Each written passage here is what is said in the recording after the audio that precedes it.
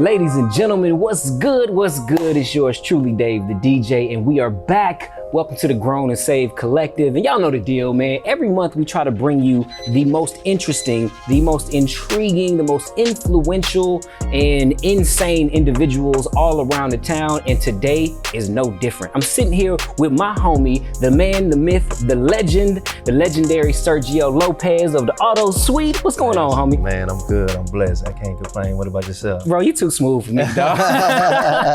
So smooth, man. I'm trying to be like you. It came with the territory. It came with the territory. No, I can't wait to learn all about that territory, though, man. Most definitely, but before we get started and talk about like why we're here in this hot garage with these amazing vehicles that I plan on taking pictures with and acting like they're mine, and then leaving in my Dodge minivan. You know what I'm saying? Hey, if it works, it works. Yeah, but before we get into all that, man, tell us a little bit about yourself, man, and why we're here.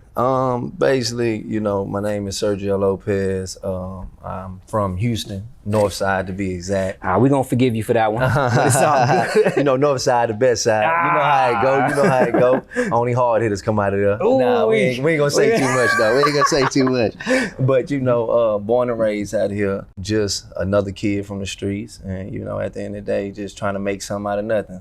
It clearly looks like you've already made something out of nothing. I appreciate that. And that's why we're here, man. We really want to dive deep into the secrets of, you know, how you pulled yourself out of the mud and arrived at this place of success, especially the AutoSuite. Yeah. And like that has been a staple here in the city. But tell us a little bit about the AutoSuite, what it is, and then well, the AutoSuite came about. It was first called the AutoFlex, you know, and first it came with me renting vehicles myself, and I wanted to create a lifestyle that, you know, I can get paid from, to be honest with you. You know, I was tired of the outsiders raping me, you know. Man. So when I got into it, I didn't really know nothing, to be honest with you. I got into it as a silent investor, and that didn't work out too well. And so I had to step out, you know, on faith and kind of put the motions together to be able to create something that I ain't know nothing about. So basically I took all the employees, I got a shop on Star Lane, and I threw up the AutoFlex sign and I said, let's rock and roll. You know what I'm saying? So when it went from that, you know, I had to learn the insides out of the vehicle. I had to learn how to create a platform for the vehicles as far as getting the customers in, what the customers want for their vehicles. You know, I had to learn how to design the vehicles. I had to learn who to get over here, who to get over there. So it's been a long time coming, I say, bro. How long would you say that learning curve was, man? Because it sounded like there was some bumps along the way. Man, for me, to be real with you, for me, I was self-taught, you know, for a long time. So for me, it took a long time. It took 4 to 5 years, to be honest with you, and transitioning from where I came from in the streets. It's a different mind frame when coming on a different entrepreneur business level. I had to bump my head a lot. I had to really figure things out on the back end. No, I feel you, man. I come from a similar background from the streets, and you know, some things that I'm not quite so proud of. Yeah. And learned some lessons along the way. But one of the biggest things, I always thought that entrepreneurship was the goal. Yeah. And I came into owning businesses with like a street mentality in terms of just because I was an entrepreneur didn't necessarily make me an owner. Right? Like, I mean, I owned a job, right? I owned a job, but I was never able to quite able to pull myself away from it to where it was making money on its own. But tell me a little bit about that, man. Some of the steps that you're taking to you know, create this legacy, man. I mean, you really got to divide both of them. Coming in with that street mentality of understanding, you know, how things go out there and how things go in here is totally different, you know, and that was the adaptation I had to really grasp and really get control of and have an understanding, you know what I'm saying? Because, you know, it's just different rules. It's different boundaries. You can't just run up on nobody, man, and be like, you know what I'm saying? Like, man, it took me just to even have to understand customer service one-on-one on that. You get what I'm saying? So me building that, it kind of, you know, stripped a lot from me, but I also gained a lot. So, you know, it took a lot of my pride away. It took a lot of my ego away. It took a lot of things I had to do instead of the things I didn't have to do. You know what I'm saying? So it leveled me, it humbled me, you know what I'm saying, to even, you know, have the mind frame of saying, okay, you know, I'm sorry. You know what I'm saying? Hold on. Okay. Hold on. Say that one more time. Yeah, it was just on the level of just saying, I'm sorry. Now, how many times do you, because you're a family man, you're a husband, you're a dad, I think you have, what, 4 kids? Yeah, 4 kids. You know, how many times do you have to say, I'm sorry at the crib? Man, I'm going to be real with you, man. If you want to know something, if I can tell you one thing, happy wife, happy life. That's the God honest truth, man. I done said sorry too many times. Yeah, man. You know? But at the end of the day, I think that's a game, you know, because a man that can admit that he's wrong is always a man that can stand on his feet. You get what I'm saying? And I can see how that transpires into business too, like when dealing with customers. Oh man, big time. You know, you got to think about it. You're on the back end. You ain't saying sorry. You know what I'm saying? You ain't saying my bad. You saying, you know, okay, we worry about that later. You know what I'm saying? This time you got somebody in your face saying, hey, I'm doing this, and I'm giving you my money for a service that I deserve. So you have to. And you ain't dealing with no chump change. No, you're not dealing with chump change. Like you were just telling me about a deal earlier, some claims, and you ain't got to disclose all that. But you dealing with some high dollar. With high dollars comes high expectations, bro. Most definitely. And your customer service got to be at its hot, like got to be at that peak of understanding that customer comes first. You get what I'm saying? I came from the understanding, you know, word of mouth. You know what I'm saying? Actually being in front of that person, actually talking to them, actually telling them, hey, this is what I can offer you. You know, I know times have changed, but that's the era I came from. You know what I'm saying? It wasn't the internet, it wasn't the advertisement, it wasn't big TVs, YouTube commercials and things like that. You know, it was actually sitting in front of someone and making a deal. You know, shaking a hand before pen even touched paper. Exactly. And that probably meant more than the ink even touching the paper. Yeah, it's the word. You know? Well, tell me this though. What actually is the AutoSuite? Like, what is the heartbeat? What are some of the services you guys do? AutoSuite. The AutoSuite is real simple. It's an establishment where you can get everything done, from interior exchange, from wrapping your car, from wide body kits, from lift kits. I mean, when it comes to custom, we are custom. We are custom. Like that needs to be like on a shirt somewhere. Oh, facts. We already. Let me note that down. You know what I'm saying? Like you can take that one for free, bro. You can take that one for free. That. Now we are custom, man. What are some of the dopest cars that you yourself have worked on? I mean, or do you even get enamored by cars anymore? Because like you're surrounded by so much. You know what I'm saying? To be honest with you, my excitement I pull from the customers. You know what I'm saying? So as far as myself, you know, I'm always looking to bigger and better things. You know, so to answer that question, what car? I would say we did a transformation on a 2000, and it was 2 of them. We did a 2002 G-Wagon, and we made it into like a 2018 G-Wagon, full Bravis kit. I mean, lift kit, wheels, tires, rim, interior. And also we did a 2000, that's when them Hellcats first dropped. And we was the first one to do a 2012, and we made it into the first 2015 Hellcat. Changed the lights, the whole front end, wide body kits, had custom 24-inch Forgiatos. I mean, you name it, it had it. So those two was I say was the top when it came to customizing. You know, I was asked one time if I could be a vehicle, what would I be? And my answer was a G-Wagon for one reason. One, it's gritty enough and manly enough, right? But it still has that certain like sex appeal, that luxury, you know, Escobar. It's like the best of both worlds. So I'm gonna pose that same question to you, man. If you could be any vehicle on the planet, car, I don't care what it is, any vehicle, what would it be and why? I mean, I would have to say a Rolls Royce Wave. Just on a simple fact that, you know, you have, you know, it's a 2-seater. But at the same time, it's big enough to fit people in the back. You know, you have the star lights. That's for the woman when she's sitting right next to you. You get what I'm saying? So it got too much pizzazz and too much character of a car. So, I feel you. You know, and for a husband and a father, having that room, but still being able to take care of wifey. And still at the same time. Come on. Sense. You get what I'm saying? Hey, I'm taking notes, bro. I'm taking notes. You, not only are you a father, entrepreneur, you know, husband, but you're also clearly a man of faith. Oh, most definitely. Tell me a little bit about that journey, man. What life was like before you encountered God. Maybe a little bit about the encounter itself, and what life is like now. You know, that's been a big journey in my life, to be honest with you, just on the simple fact of my background and what I came out of. Yeah. So, you know, with that transition, I think I wouldn't be here if I didn't have that faith or that calling wasn't upon me, you know what I'm saying? And kind of, I wasn't, let me say this. Before I knew anything, when I got with my wife, and she was able to pray for me. Come on. And able to actually sit down and like that woman used to write down prayers for me when I was out there, because she understood the potential I had in me before I even understood it.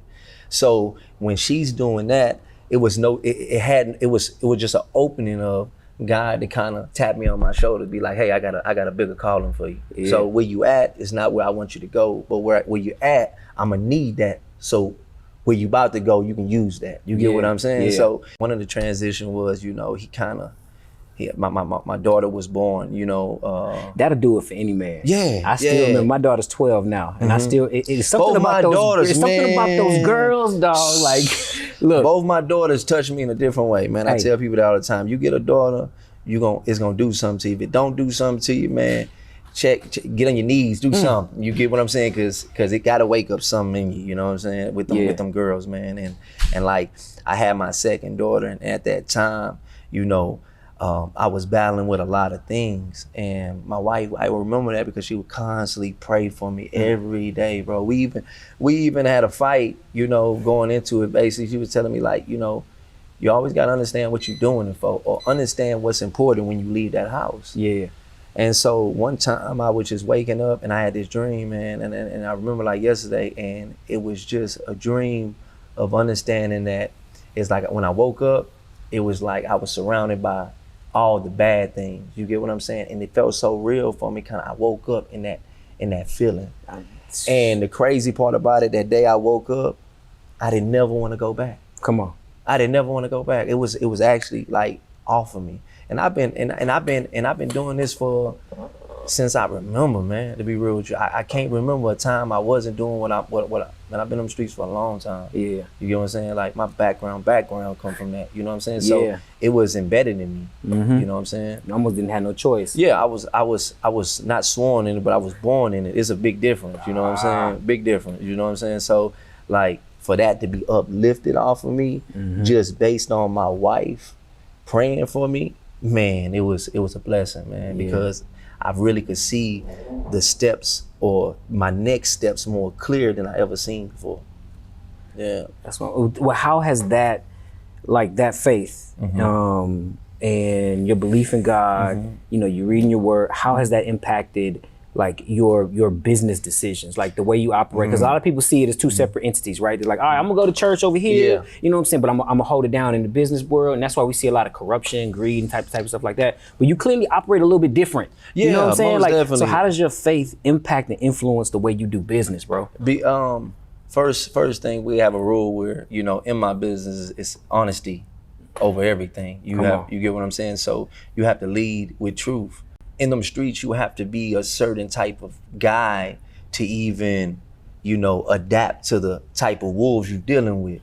You get what I'm saying? So for me to be taught, you know, to be able to be upfront with people and to be truthful with people, expand my clients. You leave yourself, in the streets, you leave yourself vulnerable. You can't be truthful. You know what I'm saying? You know what I'm saying? How can I be truthful to you over here when I don't know if you're gonna meet me over there? You get what I'm saying? So it's a line between that.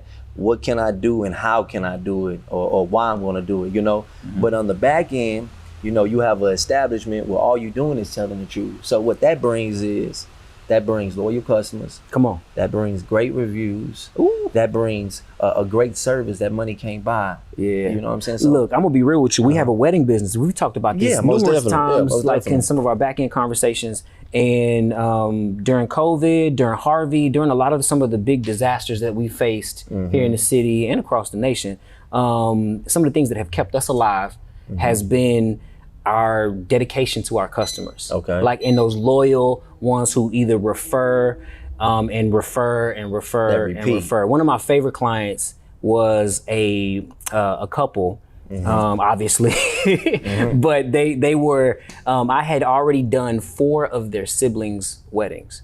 And so when they got ready to get married, they were like, "There's no way we're not using him." It's a family thing. It comes with the territory. You know, and I tell people, once you AutoSuite family. Come on. So, and they understand that because that's what we give them. Yeah. You know, but that comes from, you know, getting that from the word. You get what I'm saying? Because you won't know that unless you actually dig deep and read that and find that out, where, you know, you have to place that honesty. You know what I'm saying? Yeah. Because it speaks to that. I don't want to get in too deep. I don't want to turn you get as deep like that. bro. No, I don't want to turn no preaching nothing like that. But it speaks to that, man. You have to lead with that, you know? Yeah, man. Don't run from that calling, bro. Yeah, like, hey, we dealing with Pastor Sergio Lopez today. No, coming to you. Not at all, man. We're going to have church in the warehouse. You know what I'm saying? Come on, man. That's with the choir. Nah. You feel me, right? The choir of witnesses behind us. Nah, bro. I really appreciate it, man. Where are you getting your clients from, though? Like real talk. Are you, if we were to do a deep dive of your business, are they mostly coming, obviously you told us word of mouth.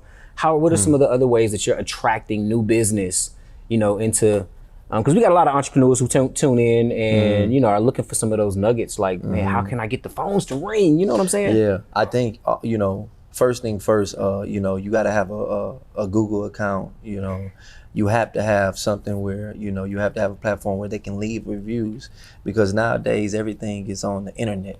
So if they can't pull you up, or they can't see what you have done, most of the time people is not gonna stop by. And I think seeing is a key word, because y'all have some really, really sexy content. Exactly. Like, when I come to the site, the IG page. I appreciate that too, bro. I appreciate that. Look, I appreciate that. I'm just saying, I'm like, man, I want to be AutoSuite. Like, even my van, like, can I take my Chrysler Town and Country? That's the good thing about AutoSuite. The dad you can van, take a van, a cab, you can take a two-door coupe, or a Cadillac, you can take whatever. We gonna put that spin Look, on. bro, because I love my van. My wife teases me. Everybody out there, they think that I've had like Navigators and Escalades and a couple of Impalas, but no, I will not trade in my van. Yeah, I'm not trading. That's what I like about you, Dave. Like you stay true to yourself. You get what I'm saying? And most people don't know how to do that. Nah, bro. You know what I'm saying? So that's real. I respect that. Look, the dad van is definitely not going anywhere. Hey, man. I gotta know something, man, because this is me. This is me. I don't know about anybody else out there, but this is me. As a family man myself, I got 5. You got 4 kids. All right. You clearly work out. Like, there's no secret, right? We can all see it. I do a little something. Like, too smooth, dog. You work out, family man, multiple businesses. Bro, how the heck do you do it all? You know, to be real with you, man, you gotta have a good corner. You gotta have a good, you know, other half. You know what I'm saying? Because that's the point. You can't do it all. You gotta have a great foundation where I feel like, you know, that's putting God first. Ultimately, then, you know, your wife is your backbone. Without her, you know, I can't just be sitting here taking no credit for it. You know what I'm saying? So you gotta have that. It's planning, it's foundation, it's writing your goals down. A man who finds a wife finds a good thing. Hey, amen to that, brother. But it, like, you know, those are the things that's gonna take, you know, any guy further in life. You know what I'm saying? Like, I remember I used to have that mentality as a hustler. I wake up and whatever in front of me, I'm gonna tackle it, right?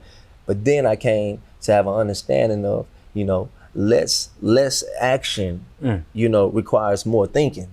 So you get what I'm saying? So you got to understand. Hold on. You got to say that. You really got to say that one more time. Okay. I'm just saying that. Less action requires more thinking. So when you have more thinking, then you can control the situation. You get what I'm saying? So remember the thing I had posted on Instagram, you know, you're not really making money until you're making money not being there. So that's the whole goal. You know, everybody want to make money, but, you know, it requires a lot of sacrifice. You know, you're not seeing your wife, your kids, and I refuse to make them sacrifices. So I have to cut all that off and say, okay, how can I take this serious? Because I don't want to work all day long and not be at my son's football game. I refuse not to. So how can I make that happen? The only way to make that happen is stop playing around. Start planning, start thinking more, start taking your life serious, start taking out all that negativity and start creating a platform where you actually pushing, man. You're actually waking up and you're saying, okay, I scratched this out, I scratched this out, I scratched this out. What's the next? So what I'm hearing is you're not letting like your to-do list control you. You're controlling your to-do list. You got to beat it.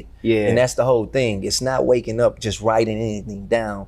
You waking up and writing the things down that you're going to actually do. People, I see so many people writing things down, and then they'll put it's a dream list. It's a dream to-do list. It's a dream list. Like I don't write dream lists, brother. I that right there I would never do. You get what I'm saying? Just because I feel like anything you think of, you can accomplish.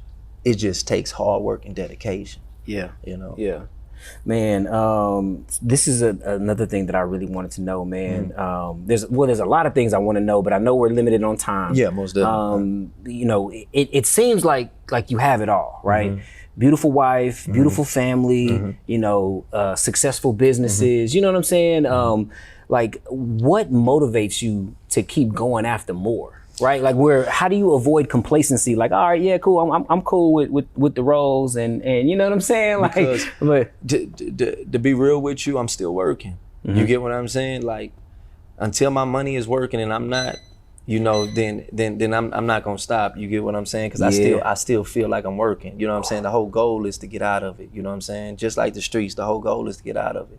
And so if I accomplish the streets and I got out of that, then I gotta accomplish this. Maybe not be tomorrow. It may not be next year, but I'm not gonna stop working until my money start working. Ooh. You get what I'm saying? No, I get what you're saying. I'm trying to stop working too. Yeah, I don't know about that. Man, we got kids. Listen. At the end of the day, you gotta understand. You gotta sow them seeds in your kids. You know what I'm saying? Because they are the next. So if I'm busy working and they busy on the games, then when I'm coming back home, who I'm gonna leave my business to? Who I'm gonna leave this to? Who I'm gonna leave this to? It's about creating a empire. Or if I'm gonna have anything at all to leave behind. Like some people are like, exactly. You know what I'm saying? Like, and that's another thing. What I try to tell a lot of people in this business, you know, that they feel like, you know, because I got the Rolls Royce, or if they got the Lambo truck, or you got so many people that got foreign cars, but you got so many people that don't got life insurance.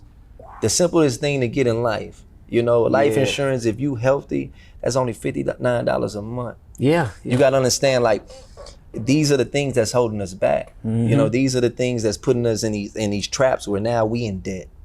Our mother being dead, our fathers being dead, our wives being dead. Because it looks dope in pictures, right? When you post it here, post it there. But are you truly leaving behind a legacy? Or are you leaving behind like a laundry list of debt, right? Exactly. You know what I'm saying? If somebody had to clean up your mess after you leave. Exactly. If something was to happen to me tomorrow, man, my family's gonna be taken care of well. You get what I'm saying? Come on. I can't lead her. I can't be on this earth being a man, but I can't lead this earth still. I gotta be Where you think you got that mentality from? To be real with you, I think it has to come a lot from the Bible, bro. I'm a different dude now, you know what I'm saying? Because it has these different steps in that Bible that actually tells you what to do, you know what I'm saying? Even when it comes down to the smallest thing as foundation to leave behind to your family, not to owe this person. If you do owe this person, pay this person. Just morals, responsibility. It has all that lined out. So you ain't get that from the North Side? Yeah, North Side. I'm gonna tell you, on the North Side, what I got from the North Side is this. The crazy part about it, the North Side, I'ma always have this here from the North Side. Come on. and that's surviving anything, man. North Side is gonna bring everything your way. If you can survive the North Side, you can survive any side. Yeah. And that's the God honest truth, man. I'm here for. I give you that, man. I give you that. You know what they do when they go to that North Side, man. They nah. You know, that's another story. We'll go there. That's another story there. Man, what has been, I'm gonna wrap this up real soon. What has been one of the, like, it could be multiple things, man. It doesn't have to be one thing. One of the biggest challenges you've ever faced, whether in business or life. And how'd you overcome it? In business, it would be what I recently told you would be less action and more thinking. You know, just trying to take away the hustle in me and create the entrepreneur in me, the businessman. And that would be my you know, I'm just. It's hard to let go, bro. Oh, like I mean, your business is your baby. Exactly. And you have a clear vision on how you want it. Yeah. You know, but at the end of the day, a man once told me that, you know, you're only you. And when you really understand that you're only you, then you only can be good at being you. You know what I'm saying? So if I need a cameraman, I can't be a cameraman. If I need a guy to drive the cars, I need a guy to drive the car. If I need this, I need that. So the whole object, get the people that's good at what they do. Come on. You know? And I want to be, I want to be more of a director than a doer. You get what I'm saying? So let me direct behind the scenes and create something beautiful. You know what I'm saying? That's my passion. Oh, I feel it. And you clearly are doing a very, very good job at it, man. Thank you, brother. I appreciate it. I see nothing but more and more success for you guys on the horizon. With that being said, like, what is next? I mean, you clearly dominated everything you touch, bro. Like, what is next, dog? Next, you know, my wife got some big things going on. You know what I'm saying? I can't say too much on that just because, you know, it's a whole nother step in life that I'm gonna be facing. We doing some big development in real estate. You know what I'm saying? So that'll definitely help you stop working. Yeah, exactly. You know? And you know, we're actually making a step to, you know, moving towards the Cali side of things. You know what I'm saying? So, you know, we got some big things coming. You know, we got some big things coming that require, you know, a lot of discipline. I would say that. You know? Speaking of discipline, this is another thing. Again, being such a handsome, gorgeous couple, bro. Like. We could turn the cameras off if you want to, but I need to know, like, how are you dodging this temptation, bro? Because clearly, like, there's just got to be like a line of like. I'm gonna be real with you. I'm gonna be real like, with for all the fellas out there who's struggling right now. I'm gonna tell you like this. My wife, like, I told my wife, she told me that the other day. She told me, she said, I see you. And she said, and I told her I see her. So you right, like it go both ways. Exactly. So when it comes to, and it's deeper. When she say I see you, when I say I see you, we understand that we see in the heart. You know what I'm saying? So when you see the heart, you tend to trust that person. Yeah. So when you trust that person, you gotta have an understanding that, you know, it's certain things that is required from that person at that certain time. So if she has this business meeting and there's another handsome fella that she got to talk to, right? And they are actually talking, it's communication at the end of the day. Yeah. You know what I'm saying? So, you know, what's so good about us is that when it comes to work, we let work stay at work. Come on. So when it comes to us going home, we try to make that home. You know? Man. Yeah. Work hard, play harder. Work hard, play harder. You know what I'm saying? That's right, man. I know that's right. Well, I got two more things for you, bro. Go ahead. I'm gonna let you get back to running this multi-million-dollar enterprise. You know, so you again have children. I usually will ask people, man, like, okay, so what do you want your legacy to be, or what do you want people to say about you when you're gone? But scratch all that. Like, I want to know with kids, right? With kids. And maybe even potentially your wife. Okay. Like, if you only had one more thing that you could say to each and every one of your kids, like, I don't care what the situation is. Maybe you're going away, maybe you're on your deathbed. Who knows what it is? I hate to be morbid, right? But you only get one more thing to say. You can write it down. You can say it. What would you tell your kids in terms of this is the last thing I could say to give you before I leave? I would say it'd be simple, man. It'd be, I love you. You know what I'm saying? Because I feel like that's something that they can hold on forever. I think love is everlasting, man. And once you give them that, it's like, and they feel that from me on my dying bed or I pass, they will always have that in the back of their head saying that he loved me. You know what I'm saying? So even it won't hit them then, it's gonna hit them down the line. Yeah, it's gonna stick with them. You know, love conquers all. Yeah, love conquers all. You know what I'm saying? Bro. So I feel it. I feel it. Yeah. Most definitely. Nah, that's real, man. Well, I appreciate you for kicking it with us, man. Here, I'm just saying, I want to test drive one of the whips, but I also don't want to like run into nothing. So we gonna chill. So one last question, man. We ask everybody this that comes and kicks it with us. Okay. You know, with the Grown and Save movement that we got going on, I want to know, man, with the young brother as fly as yourself. Thank you, brother. What does Grown and Save mean to you? Grown and Save me, I'm gonna split them up, right? Have a definition for both of them. Grown is growth, you know what I'm saying? I feel like when you grown, you have reached a standpoint in your life where it's growth only. You know what I'm saying? You're not doing the stuff you did last year. You're not doing the stuff that you did when you was a teen. It just growth, you know. And Save is, you know, I'm gonna put it in Bible terms, man. You're giving your life up to a different purpose. You know what I'm saying? A better purpose. Come on. You know? So that's what that means for me. I love it, man. Not the churchy answer. I see, that's what I was hoping for, man. I did not want the churchy answer. You know what I'm saying? I wanted the real deal, Holyfield. Yeah. Yo, bro, but I appreciate you inviting us into your home, into your garage, into your warehouse, man, and exposing your heart, inviting us into your life. I know I learned a whole lot, bro. Anything else you want to share with us before we bounce? I mean, just basically, you know, I want to shout out my brother Rashad. Come on. You know what I'm saying? Come on. He's, you know, he's on his, he was coming up with me. You get what I'm saying? This car business. And, just to see a young entrepreneur as himself, grow from just, him doing big moves out here. And, even though, he has a hell of a lifestyle. You know what I'm saying? He balanced it with hard work, dedication. He balanced it with discipline. You know what I'm saying? Yeah.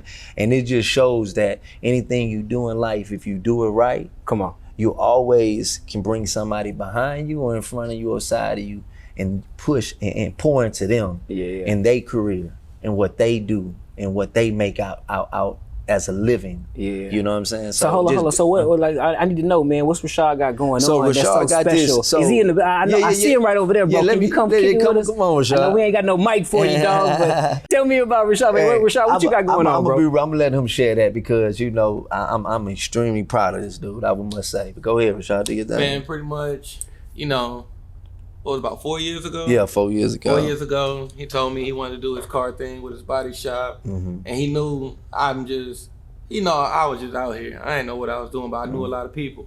And he pretty much took me under his wing and just showed me how to monetize everything I already had in me. I like that word, dog. That word monetize, that's my favorite word, bro. Yeah, he just showed me, and he know I live a little crazy life. But he showed me, like, Rashad, I know it's in you. Just come under my wing, and eventually, I'm gonna let you go. I'm gonna let you go do your thing. I'm gonna let you grow. But pretty much, now I'm still with him at the AutoSuite. We're still doing our body shop custom. I'm still there. I ain't going nowhere. I'm loyal. I ain't going nowhere. Come on. I ain't going nowhere. But now, just another way to get us another form of income. I started a luxury rental car thing. That's hot right now. Come on. Tell him the name, Rashad. Luxo. Come on, Luxo Exotic. He got over 20 high-end vehicles. Lamborghini trucks. That he the only person that got. If he tell you it's 1,500, he gonna have a basketball goal out there that if you shoot a shot, you may get it for 1,200 if you make it.